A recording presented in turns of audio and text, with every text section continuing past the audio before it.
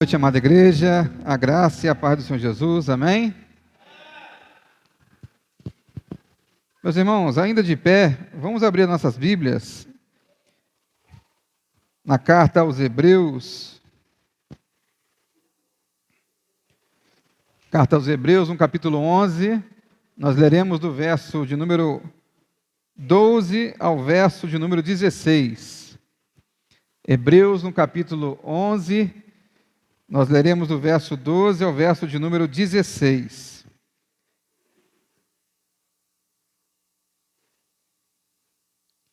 E o tema da mensagem desta noite é os atributos de uma fé e uma esperança bíblica. Os atributos de uma fé e de uma esperança bíblica. Quem achou diz amém? Quem não achou diz misericórdia. Misericórdia, Senhor. Amém? Diz assim a poderosa palavra de Deus: por isso também, de um só homem, praticamente morto, saiu uma posteridade tão numerosa como as estrelas do céu, inumerável como a areia que está na praia do mar. Todos estes morreram na fé, não obtiveram as promessas, mas viram-nas de longe e se alegraram com elas, confessando que eram estrangeiros e peregrinos na terra. Porque os que falam desse modo manifestam estar procurando uma pátria. E se teriam oportunidade, e se, na verdade, se lembrassem daquela de onde saíram, teriam oportunidade de voltar. Mas agora desejam uma pátria superior, isto é, celestial. Por isso Deus não se envergonha deles, de ser chamado seu Deus, porque lhes preparou uma cidade. Amém, meus irmãos? Podem-vos assentar. Nós estamos começando o ano de 2025.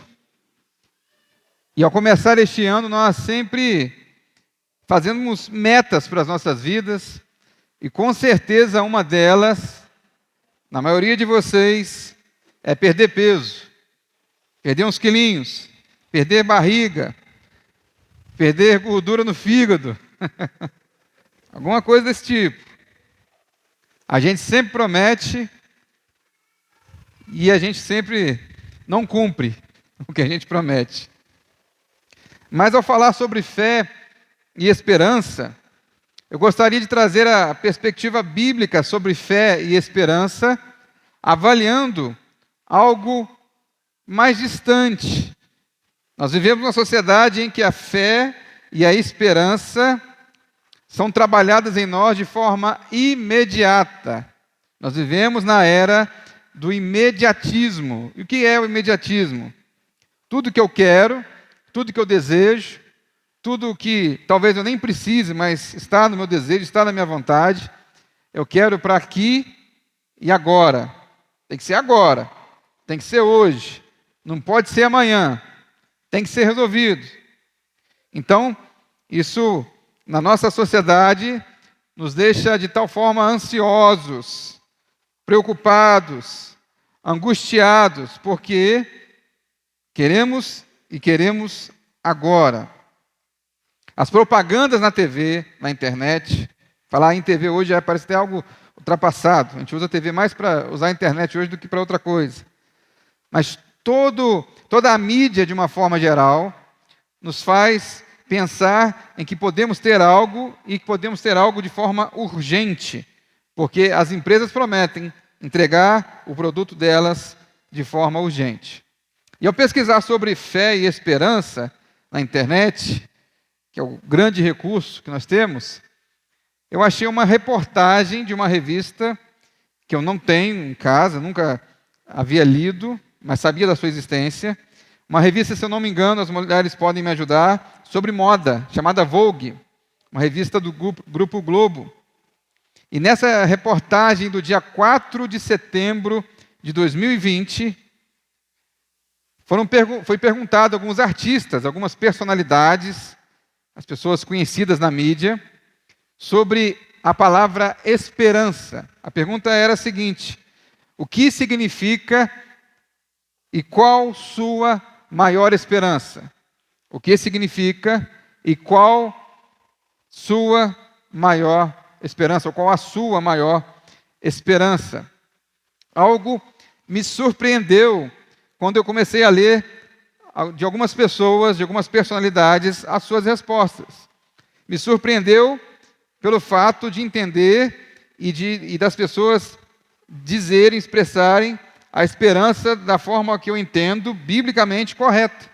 Mesmo não sendo pessoas que são cristãs, ou vivem um cristianismo bíblico, ou professam publicamente a fé cristã, mas o sentido da esperança estava lá, presente nessas pessoas.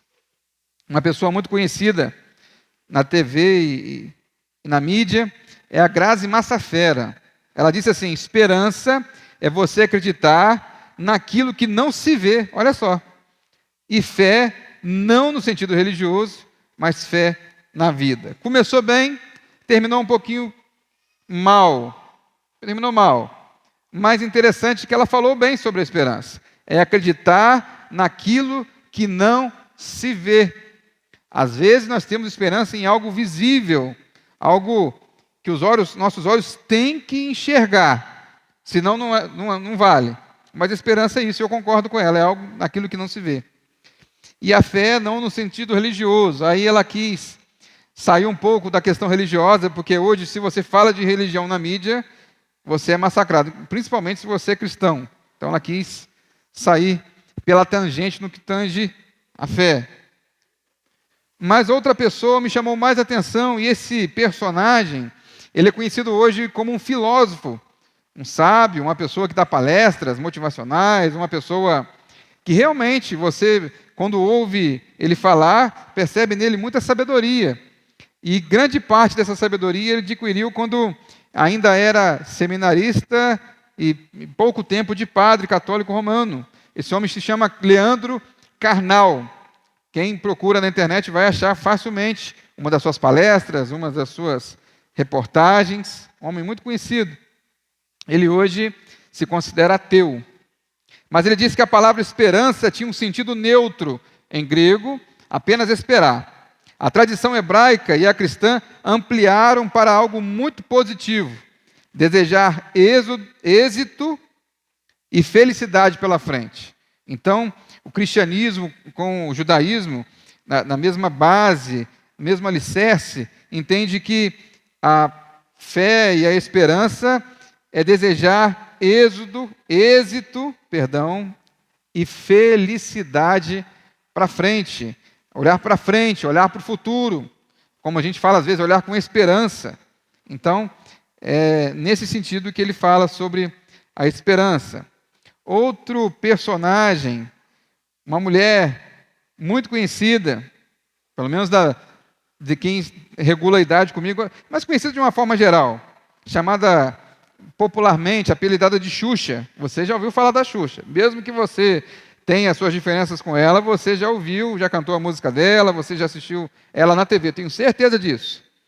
E aí, quando foi perguntado sobre a sua maior esperança, também me surpreendeu positivamente no quesito esperança. Ela disse que tenho esperança que os meus netos e bisnetos vivam no mundo ou em um mundo com mudanças, pois sei que eles não vão se calar. Eles são a minha esperança. De fato, parte da esperança dos nossos pais, parte da esperança da humanidade, estava no fato da sua descendência se prolongar, os netos, os bisnetos e assim por diante. Ela não está errada, num certo sentido. É claro que ela não tem uma esperança, e ela não fala de uma esperança após a vida, e nós vamos falar sobre essa esperança após a vida na nossa mensagem dessa noite. Mas é interessante que ela fala dos netos e bisnetos, e aí ela traz o sentido da esperança longa, tardia, demorada, distante, mas ela tem a esperança dela. O mundo hoje nos enche de milhares de esperanças, várias esperanças. E nós procuramos, às vezes, quando estamos desesperados, ou desesperançosos, ou tristes, ou angustiados, as esperanças que o mundo pode nos oferecer. Mas eu quero que você, que fechou a sua Bíblia, abra de novo a sua Bíblia e mantenha ela aberta, porque eu quero tratar desse texto em alguns versículos, e os versículos em questão, sobre a galeria dos heróis da fé, e falar sobre Hebreus. O que Hebreus significava, ou particularmente Hebreus 11, mas também Hebreus de uma forma geral. Qual é o conteúdo dessa carta? Por que dela existir? Hebreus, ela é uma carta. Quando você faz uma carta, você dirige para alguém, para alguma pessoa. Então, aos Hebreus, dá a conotação de que o autor aqui do texto está mandando uma mensagem para aqueles que são judeus. Judeus que entenderam Jesus como Messias, mas são judeus. Tem toda a mentalidade judaica, tem toda a tradição judaica, tem todo o aspecto judaico na sua mente. Eles cresceram falando sobre circuncisão, falando sobre a lei de Moisés, falando sobre até o batismo que eles praticavam lá no templo de Jerusalém, mas de uma forma diferente. Então, eles têm essa visão judaica de mundo. Eles têm a visão do sacerdócio, do templo, do sumo sacerdote. Então, se você ler Hebreus, você vai perceber o autor mostrando o que era na antiga aliança, na aliança de Israel, e o que é na nova aliança. O que era necessário fazer na antiga aliança e o que é necessário fazer na nova aliança. A necessidade de um sumo sacerdote, que não havia mais necessidade, pois Cristo é o sumo sacerdote. A necessidade de um cordeiro na antiga aliança, para perdoar os pecados, para expiar os pecados. Na nova aliança, nós temos Jesus Cristo, que pagou pelos nossos pecados na cruz do Calvário, de forma última, plena, e não há mais necessidade de sacrifício. Assim é Hebreus, assim é o livro, ou a carta aos Hebreus. Mas também em Hebreus 11, nós lemos uma fração dele, são 40 versículos, vai tratar dos heróis da fé. E quem são esses heróis da fé? São homens e mulheres que, de forma especial, de forma extraordinária, mostraram a sua fé, mostraram a sua esperança, mostraram a sua confiança, mostraram atitudes corajosas, a fé que tinha em Deus. Essa fé que era diferenciada de uma fé comum, uma fé normal. Então aqui nós lemos a galeria dos heróis da fé, desde Abel, e nós aprendemos algumas coisas, ou aprendemos sobre fé e esperança. Então, sobre essa natureza, ou a questão da fé, aqui o capítulo 11 começa no verso 1, definindo o que é fé. Ora, a fé é a certeza de coisas que se esperam, a convicção de fatos que não se veem. Interessante que é sempre algo invisível, algo que não está materializado na frente de nós, algo que nós contemplamos no futuro. Eu quero que você volte comigo ao verso de número 12. Eu vou ler na minha versão aqui, Nova Almeida Atualizada, que diz assim: por isso também, de um só homem, praticamente morto, saiu uma posteridade tão numerosa como as estrelas do céu, e inumerável como a areia que está na praia do mar. Aqui vocês sabem muito bem, ele está falando de Abraão, o pai da fé.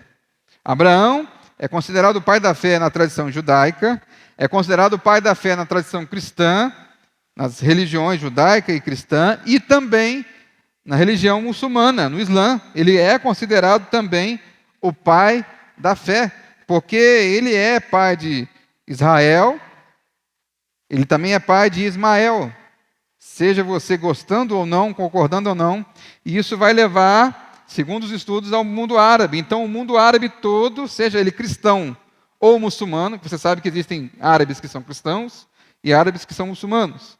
Eles consideram Abraão o seu pai na fé e o seu pai até no sentido da herança, hereditário. Eles são filhos de Abraão, nós pela fé e eles por questão genealógica, são filhos de Abraão. É interessante que Abraão recebe o cumprimento de uma promessa no fim da vida.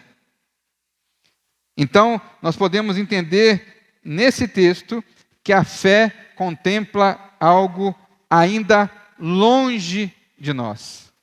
A fé contempla algo ainda longe de nós. É uma fé mais fácil de se ter. É uma fé mais tranquila, porque se nós esperamos em Deus e Deus promete algo no futuro, mas ainda em vida, na nossa vida, está tudo bem. É interessante que eu li na minha versão, e está diferente lá da versão Almeida corrigida, que lá fala sobre amortecido. Eu pesquisei essa palavra quase morto, amortecido no seu original. É uma palavra no grego, necrômeno. E essa palavra é a mesma palavra utilizada em necrópsia. Tem que já ouviu falar quando a pessoa falece, se faz a necrópsia. Ou quando a pessoa tem a pele necrosada, a pessoa está com a pele necrosada, está com a pele morta. Ou seja, essa parte da pele ou órgão está morto, faleceu. E aí ele coloca quase morte, quase morto, por entender que Abraão tinha uma idade avançada. Interessante. Nós podemos usar aqui o exemplo também de outro herói da fé que está aqui em Hebreus 11, chamado José do Egito. Vocês conhecem muito bem a história de José. Uma história que é até uma certa parte da vida, se for contada a uma pessoa que não conhece, vai dizer que José é um homem fracassado, que José é um homem desiludido, que José é um homem que não tem Deus na sua vida, porque Deus nunca deixaria José passar pelo que ele passou, um Deus verdadeiro. José deveria ser uma pessoa frustrada, revoltada com Deus, desanimada da vida, até um dia que ele sai da prisão, interpreta os sonhos do faraó. Então, ele é colocado na posição de segundo homem mais importante do Egito, ou subcomandante do Egito, ou vice-presidente do Egito, poderíamos assim dizer. Então, de um prisioneiro, de um escravo, de um homem rejeitado pelos seus irmãos, ele se coloca, ou melhor, Deus o coloca nessa condição de governador do Egito, governante do Egito. E aí, José, tendo essa vida, como já disse anteriormente, poderia ser um homem amargurado. E muitas das vezes a gente não entende muito a história de José, ou fica apenas na parte bonita, e às vezes nós não paramos até para pensar por que Deus permitiu isso, porque Deus deixou que isso tudo acontecesse na vida de José. A parte ruim, a parte que para nós seria horrível, mas Deus é um Deus que enxerga o passado, o presente e o futuro. Ele enxerga algo que nós não enxergamos. Talvez com os olhos da fé, mas com os olhos carnais nós não enxergamos. E Deus sabia, e Deus é um Deus de milagres e é um Deus também de ordem. É um Deus que também permite que a natureza funcione. Não que ele não tenha poder, ele tem poder para alterar a natureza. Ele é todo poderoso. Mas ele deixou a própria história seguir e sabia que ia acontecer uma grande fome no mundo, ou melhor, uma grande falta de alimento no mundo. Então, se você ver pela lógica de Deus e pela providência de Deus, vendo José saindo dos seus familiares, chegando ao patamar de governador do Egito, interpretando o sonho de Faraó, dizendo, olha, são 3 anos e meio de bonança e 3 anos e meio de miséria, ou 7 anos, não é isso? Ou melhor, 7 anos de bonança e 7 anos de miséria, não é metade não, são 14 anos. E nesses 7 anos de bonança, ele juntou alimento, ele juntou trigo, e guardou, no tempo de miséria, de pobreza, de fome, o Egito se tornou um país que vendia alimentos para o mundo. E aí você vê Deus trabalhando para que José chegasse nessa posição e José tivesse condições de salvar o povo hebreu da miséria e da fome. Se você não olhar José por essa ótica e não perceber que todo o sofrimento de José foi Deus que permitiu por algo muito maior, você, infelizmente, não terá entendido o propósito de Deus na vida de José e talvez na vida de muitas pessoas. Eu não estou aqui dizendo que você tem que viver na miséria, porque Deus quer que você viva assim, não é isso. Mas no caso de José, Deus tinha um propósito específico na vida dele. Então é o que eu posso dizer para vocês, olhando o exemplo de Abraão, que no final da sua vida consegue ter o filho da promessa, e José, que no final da sua vida consegue salvar o seu povo, salvar a sua família. Eu só posso dizer a seguinte expressão: espere em Deus, porque Deus tem um propósito na sua vida aqui, que sim alcançará a posteridade. Aqui, Deus está dizendo, Deus tem uma promessa na sua vida, mesmo que tardia, mesmo que distante, mesmo que longe, mesmo que impossível aos olhos humanos. Deus tem uma promessa na sua vida, na vida da igreja, e Ele cumprirá a sua promessa. Porque Ele não é um Deus que não cumpre promessas, Ele cumpre a sua promessa. Mas o versículo 13 fala para nós da seguinte forma, eu quero que você leia comigo essa passagem. Todos estes morreram não obtiveram as promessas, mas viram-nas de longe e se alegraram com elas, confessando que eram estrangeiros e peregrinos na terra.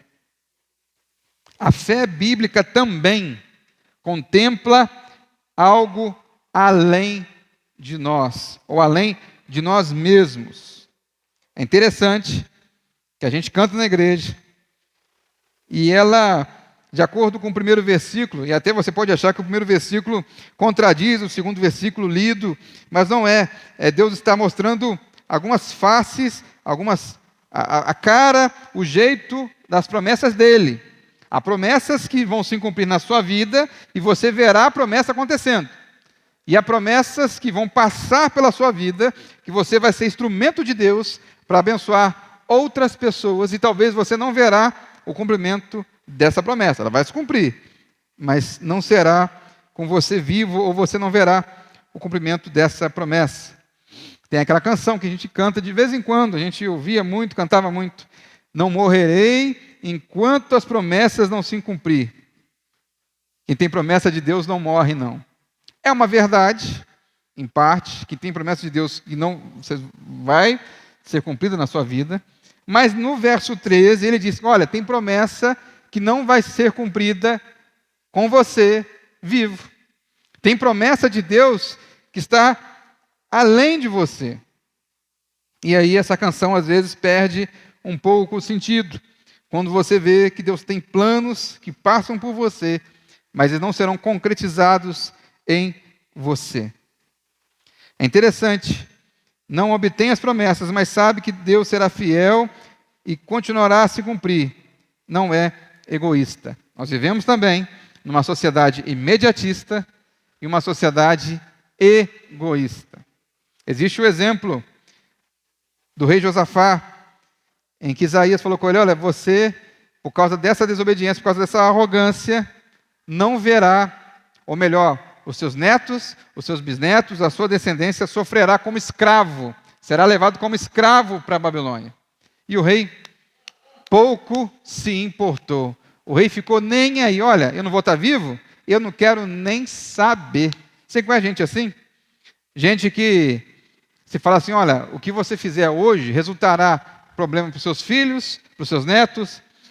Essa propriedade que você vender hoje, está claro ali que seus filhos amanhã vão passar fome, seus netos vão passar fome por causa desse seu erro, e a pessoa está nem aí. Eu não estou nem um pouco preocupado com a minha descendência, eu não estou nem um pouco preocupado com a minha igreja local, eu não estou nem um pouco preocupado com o mundo, eu estou preocupado apenas com o meu umbigo, com o meu olho e com a minha barriga. Conhece gente assim, egoísta? Essa gente egoísta não aceita isso, não aceita que Deus tem promessas que vão além dessa vida. Até a promessa da vida eterna. Tem gente que não aceita viver em comunidade, porque comunidade de fé, estar numa igreja, porque não aceita nem a ideia de que Deus promete a eternidade. Se você ler no final do verso 13, vai dizer assim, ó, somos estrangeiros e peregrinos na terra. A expressão aqui de novo, eu pesquisei lá, a ideia no grego é xenoi, de xenofobia, não é que é xenofobia, a expressão é xenoi, mas a palavra que a gente usa é xenofobia.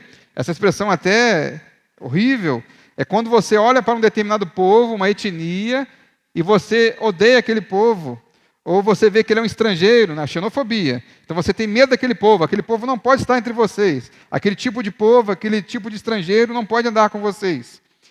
Mas, se nós lembrarmos aqui nesta noite, algo que é muito importante, que nós somos estrangeiros e peregrinos nessa terra, nesse mundo, que na condição de cristãos, nós não somos cidadãos desse mundo, que na condição de cristãos nós não pertencemos a nenhuma pátria, vamos falar depois sobre isso, que na condição de cristãos nós somos apenas passageiros dessa vida, e não levaremos nada dessa vida, e que nós temos a Canaã celestial, da mesma forma que Abraão fazia tudo esperando a Canaã celestial.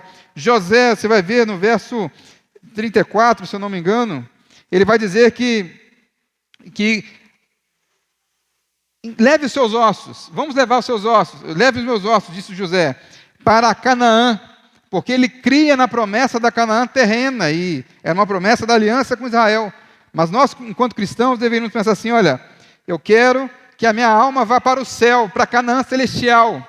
E isso é muito importante, isso tem que ser falado. É um alerta para nós, enquanto igreja do Senhor Jesus.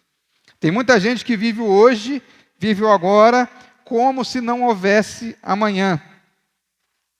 E pode ser que não haja amanhã, do ponto de vista dessa vida terrena. E as pessoas estão vivendo de qualquer forma. Estão desprezando a palavra de Deus, estão desprezando a vida cristã, estão desprezando a eternidade, estão esquecendo que existe uma eternidade. Mas essa palavra aqui nos lembra que nós somos estrangeiros e peregrinos. Nós vivemos longe de qualquer vaidade desse mundo, devemos viver longe de qualquer vaidade desse mundo.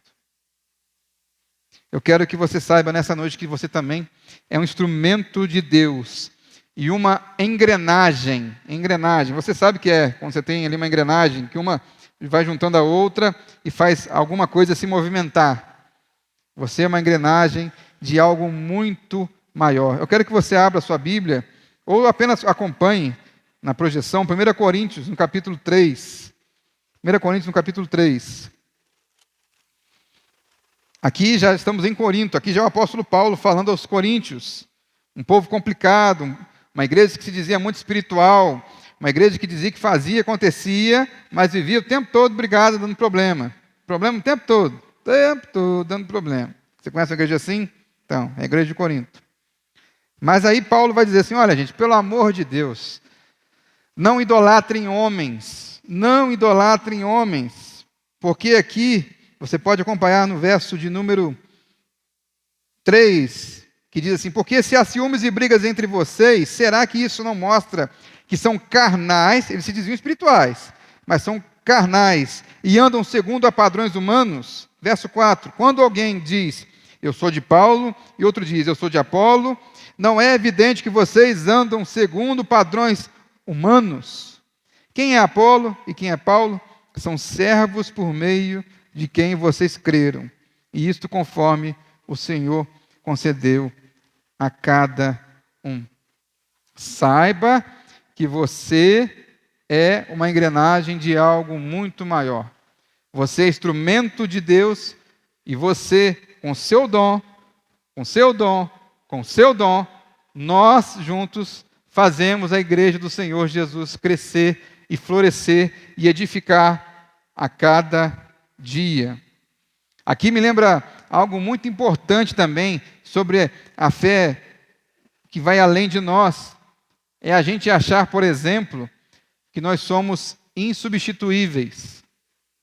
Já viu gente assim? Já viu gente na família assim? Até quando a gente fala de família, a gente está falando aqui sobre família, Galeria da Fé, Heróis da Fé, Esperança, falando sobre netos e bisnetos e descendência. Você já viu uma pessoa achar assim, olha, se eu morrer, a minha família vai acabar. Se eu morrer, não vai ter mais nada. Ou se eu morrer, essa igreja que vai parar de existir. Essa igreja vai parar de funcionar. Essa igreja vai parar de ter culto. Se eu deixar de ficar na música ali, e graças a Deus eu não faço parte da música, porque não ia ter mesmo. Mas se eu parar a música, aqui Deus não vai levantar outra pessoa. Se eu parar de pregar aqui nessa igreja, nesse domingo à noite, aqui graças a Deus temos outros pastores, mas achar que a minha palavra é melhor ou algo do tipo, como será a igreja sem a minha palavra? Como será a igreja sem um professor de EBD tal? Como será a minha vida ou a igreja sem um grupo de irmãs e irmãos, ou de isso ou de aquilo? Nós não somos insubstituíveis. Deus levanta outras pessoas. E é a estratégia de Deus levantar outras pessoas. E por isso, saiba que você é instrumento de Deus em uma engrenagem de algo muito maior. Não é Paulo, não é Apolo, não sou eu, mas é a igreja do Senhor Jesus Cristo que está reunida aqui nesta noite, que juntos podemos adorar a Deus e fazer com que a igreja siga caminhando. Amém? Mas a fé bíblica relembra de onde nós viemos. De onde nós viemos. Verso 14 e verso 15. Porque os que falam desse modo manifestam estar procurando uma pátria. Olha que interessante, está procurando uma pátria. E se na verdade, se lembrassem daquela de onde saíram, teriam oportunidade de voltar. Pátria. A fé bíblica relembra de onde nós viemos. Aqui o texto vai falar dos judeus que queriam voltar às práticas judaicas. A pátria judaica, a nação judaica. Mas, meus irmãos, a palavra pátria, também no seu original, no texto bíblico, também é utilizado sobre família. A ideia de pátria também passa pela questão familiar. Se você pertence a uma família, esse texto se aplica a nós. Mas, olhando para o nosso passado, entendendo de onde nós viemos, mesmo você que tenha feito parte desde a sua infância a uma igreja do Senhor Jesus, você sabe pelos testemunhos que todos nós nascemos com o pecado, e pecamos, e erramos. Em algum momento de nossas vidas, nós somos salvos pela graça de Jesus.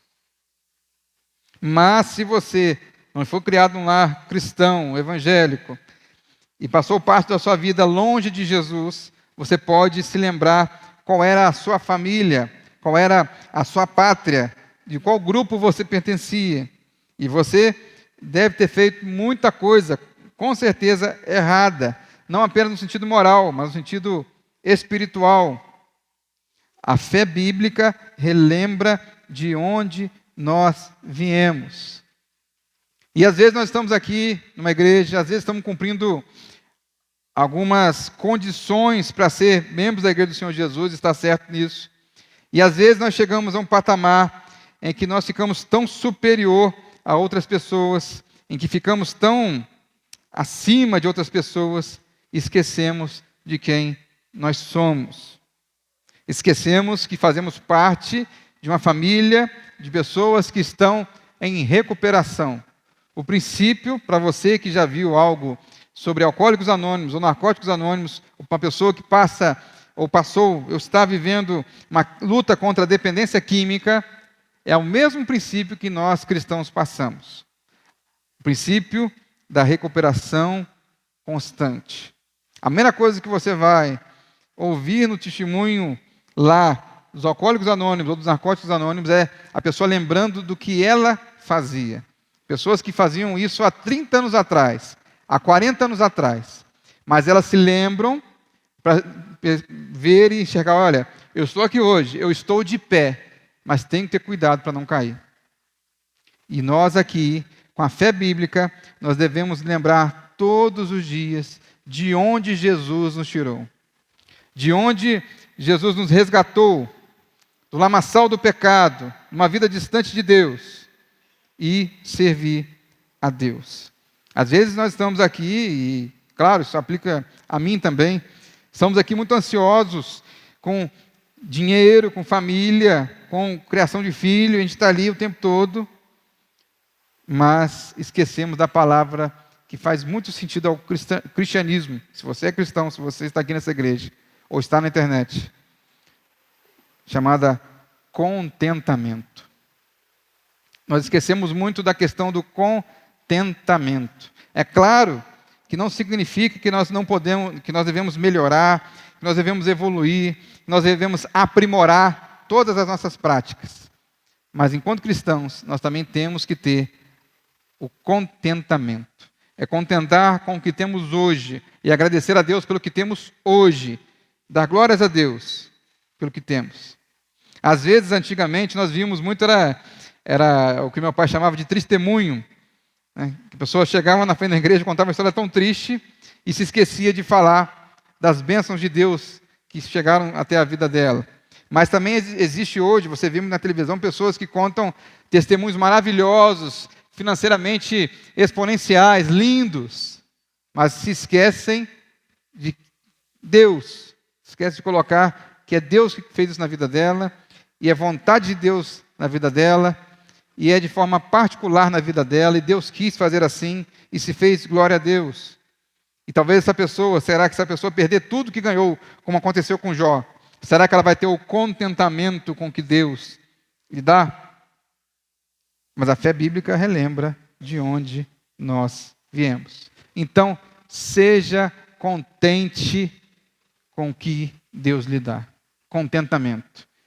A fé bíblica relembra de onde nós viemos e para onde nós vamos. E por isso nós estamos contentes. E vamos sair daqui contentes nessa noite. Independente da luta, independente da dor, que você pode sentir dor, você pode estar numa luta, você pode estar em luto, você pode estar triste.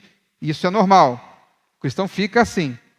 Mas, apesar disso tudo, tenha contentamento com o que Deus lhe dá.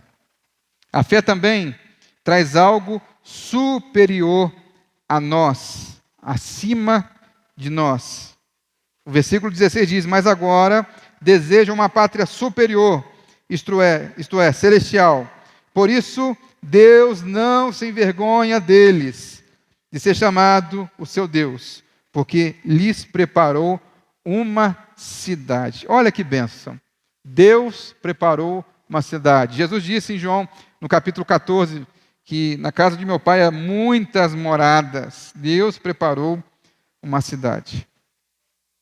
A fé, então, traz algo sempre superior a nós. Lembrando sempre que a família ou pátria superior está nos esperando, é algo muito sincero e é algo que nós devemos sempre reavaliar.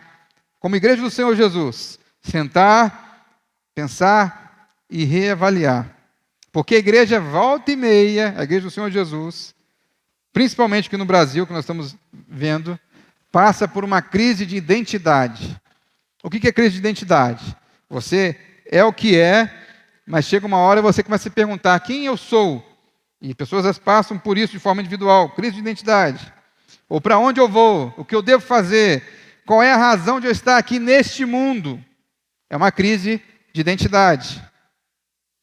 Nós lembramos que existe a igreja militante, no sentido de militar, de lutar aqui, de batalhar, no bom sentido da palavra, pela fé. E a igreja triunfante, a igreja que vai estar toda reunida lá no céu, onde nós não teremos denominação, separação. Espero que não. Espero que, apesar de ter gente que não quer se misturar muito com outros irmãos. Mas não vai ter, meus irmãos. A Bíblia não fala sobre isso.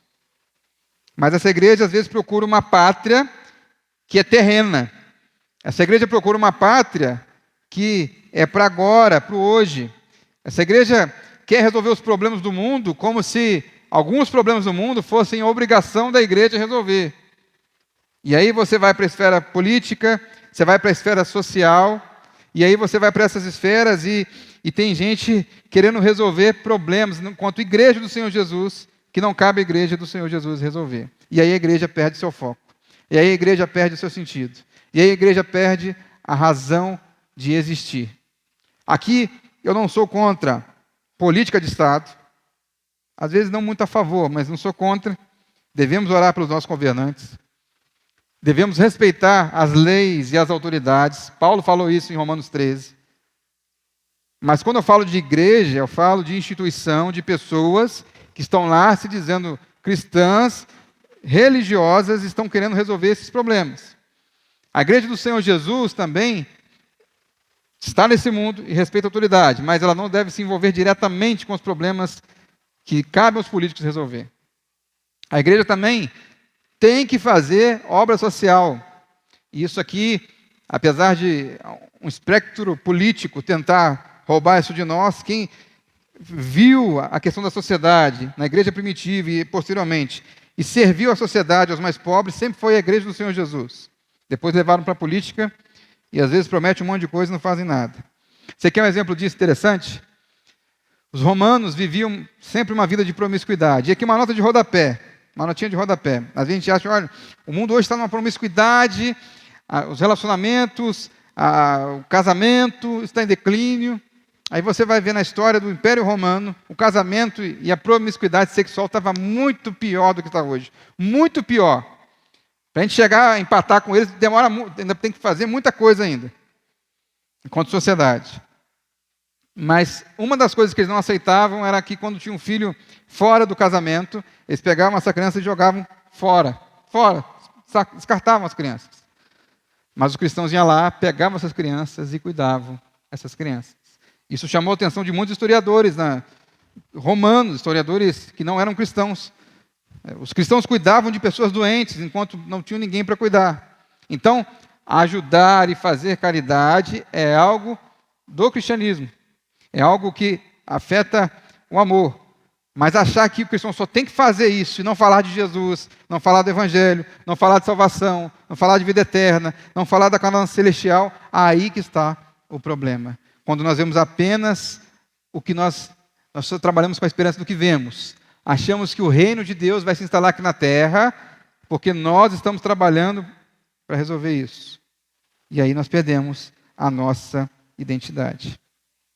A fé traz algo superior a nós. Esses mesmos cristãos que estavam cuidando dos pobres, eram cristãos que não estavam negando a sua fé diante da morte, ou diante da presença da morte, dizendo, olha, eu não nego a Jesus. Eu sei para onde eu vou. Eu reconheço a minha Canaã celestial. Que nós possamos nos agarrar nessa verdade eterna e não ficar presos às circunstâncias desse mundo. E eu concluo essa mensagem lendo com vocês o verso 39 e o verso 40, que não foi lido anteriormente, que diz assim: todos estes, mesmo tendo obtido bom testemunho por meio da fé, não obtiveram a concretização da promessa. Verso 40. Porque Deus tinha previsto algo melhor para nós, para que eles, sem nós, não fossem aperfeiçoados. Meus irmãos, eu quero trazer uma palavra de esperança para você em 2025. Uma palavra de esperança para você em 2025. Mas a minha palavra de esperança não é como alguns pastores, alguns pregadores, algumas pessoas na internet estão dizendo aí, para você mudar a sua mente, reprogramar a sua mente, no sentido apenas de ter uma alegria momentânea. A minha palavra nessa noite é que para você esteja firmado em Jesus e na sua promessa, que é a promessa de vida eterna. Eu não estou dizendo aqui para nós procurarmos a morte, não, nós devemos procurar a morte porque nós temos que olhar imediatamente a Canaã celestial, não é isso. Mas enquanto Deus te dá vida, enquanto você está aqui nesse mundo, Deus tem promessas para você neste mundo, Deus tem promessas para a sua descendência neste mundo, Deus tem promessa para a sua igreja neste mundo, e você é participante dessa promessa. Mas você participa, você trabalha, domingo a domingo, dia a dia, mas sempre na esperança da vida eterna. O céu existe, o inferno existe também. Eu quero que você fique de pé nesta noite, que eu quero orar com você e por você. Eu quero que nesta noite você saia daqui com a sua esperança renovada. Não porque Talvez um salário atrasado da sua empresa está atrasado e amanhã vai cair. Eu não posso prometer isso, não. Não porque aquela pessoa que estava afastada, o seu ente querido, amanhã vai se converter. Eu não posso prometer isso a você. O que eu posso te dar de esperança nesta noite é a promessa da vida eterna. É o que Jesus trouxe na sua palavra. Então, se você chegou aqui neste culto, nesse templo, nesta noite, desanimado com a igreja, porque olhou para mim, olhou para outras pessoas e viu imperfeições e muitas imperfeições. Se você está desanimado porque, do ponto de vista humano, nada dá certo na sua vida, ore comigo nesta noite, entregue isso nas mãos de Deus, porque se você está aqui nessa noite e você crê na palavra de Jesus, na promessa do Evangelho, Deus vai fazer algo na sua vida, porque Ele tem promessa na minha e na sua vida.